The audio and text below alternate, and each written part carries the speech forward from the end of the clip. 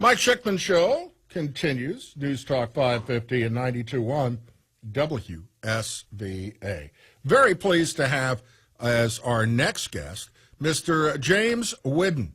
And we're going to be talking about millennials and soft skills, because there are a lot of folks in business or in teaching that have told me the very same thing. And that is that a lot of kids are coming out of schools without these particular skills. Let's ask James Whidden, who joins us now. Welcome to our program. It's great to have you. Hi, Mike. Thank you for inviting me. James, the author of The Old School Advantage, Timeless Tools for Every Generation. I found out that nobody who is in a product of the education system today believes in any of those old things. Oh, is that right? Okay. Well, perhaps they believe them and they just don't know it. The skills that we're looking to get into the minds of the young people today, particularly the millennial generation, are things like ready recall, just being able to remember what you've learned when you need it, or upgrading your vocabulary, or understanding how to use influence phrases to persuade people, things like that, being able to tell a story that will stick in the minds of your listeners. So these are the social skills we're talking about. So I would bet they believe in some of those. The big issue is, and we end up sounding like old people. Back in our day, kids are not really allowed to be individually responsible from the point that so many of their forebears were able to.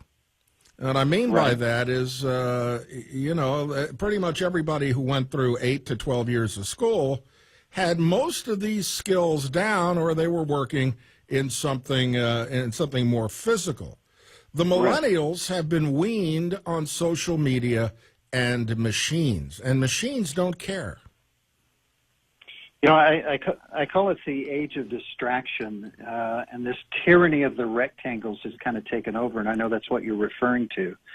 But that also creates such a gap, Mike, between those young people that will look into old school kinds of ways to communicate, interpersonal communication, and those that decide to stay on the technology plane. And the difference there is such a huge opportunity in our day and time for the group that will say, I'm going to look at the wisdom of the ages and see what I can take from it to get an advantage. And that's really what the book is all about. Unfortunately, and I'm a big fan of your book, and I understand what you're talking about, but unfortunately, we've stripped the schools of literature that would teach those lessons. We've stripped heck, kids don't even are allowed to play tag at recess, for heaven's sakes. They're helicoptered coming in. They're helicoptered coming out. I can't tell you how many employers told me about some kids taking their parents or their mother to their job interview. So I think it's a little harder going than just trying to get them to all flash back to these old schools. I mean, I appreciate your try, but we really need as a culture to believe that that's the best way to succeed. I don't think there's any question of that. And frankly, we're really trying to start a cultural movement here. I mean, if we can create kids, young people, young professionals who can communicate, who are coachable, and who love to learn, there's nobody that doesn't want that person on their team. Now, to your point, it's hard to get them there. But those that will go there are going to perhaps create the interest in others following suit. And so that's our mission. And we believe this generation could be the greatest generation, but not without work and not without folks like us pouring into them what we've learned and being willing to mentor them. I agree with you 100%. And I know for my own self, when I run into a high school, college student who seems to be able to say please and thank you and has the drive to succeed, it's amazing how far backwards people will lean to help them. Well, the greatest compliment a young person can receive, in my opinion, is they are wiser than their years. And so we're trying to get folks to that level where that's what people will say about them. It's the old-fashioned it factor, if you will. We just don't have as many in this generation with the it factor. That's okay. That means the opportunity is greater than ever to get them there. And you start with the Old School Advantage, which is actually what, your fourth book?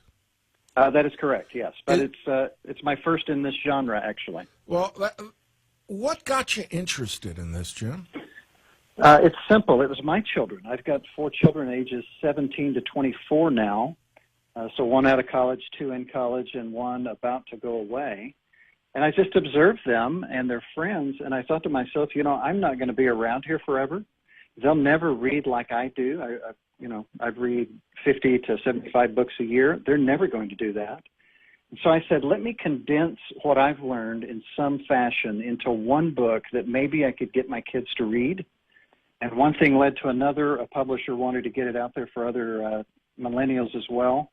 And so that's where we started the Old School as an organization, and that's where we are now. So it was really, it was motivated by my children. I wanted to leave a legacy, a heritage of social capital for them so that they could essentially get on in this world and be successful and significant. All right. What did your kids say? They love it. In fact, I wrote a blog. It's amazing. The old school term is really ubiquitous, and it cuts across all generations. Even the youngest generation really loves the old school moniker. We give shirts out, and they go bananas over these shirts that have the old school on them.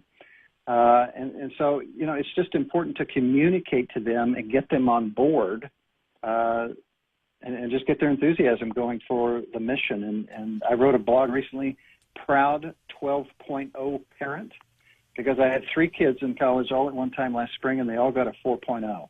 Now, that would probably never happen again, and it only happened once, but I sure like telling about it. Yeah. Well, you're entitled to be proud of them. Because, thank you. And the truth is, with girls seem to be able to achieve this a lot easier than boys. I mean, there are fewer and fewer men going on to college, and the women seem to have really been able to adjust, and they have a lot of the soft skills you've been talking about. I don't think I could disagree with that, but I'm pulling for the guys too. I'm equal opportunity. Where is the Old School Advantage available? It's available at bookstores everywhere. Certainly online at Amazon is probably the most convenient place to get it. We have a website, theoldschooladvantage.com. And so any of those places would be great. I'm going to disagree with you because I got the oldschool.cool. That is the organization. That's my organization. But there's a book. It's also available there, yes. And that's a great website. I think, if you can get the parents, you'll get the kids. I think you're exactly right. And I think, it's something we all need to know. I mean, there were a lot of things that weren't good in the old school, but the number one thing that we all learned was discipline. And we learned self-reliance, and that seems to be more honored in the breach than in what you're looking for with the old school. A real pleasure. Good luck with the book, and come back and join us. Tell us how it's going. I would love to, Mike. Thank you for having me. Thank you very much. That's Jim Whidden joining us today on WSVA.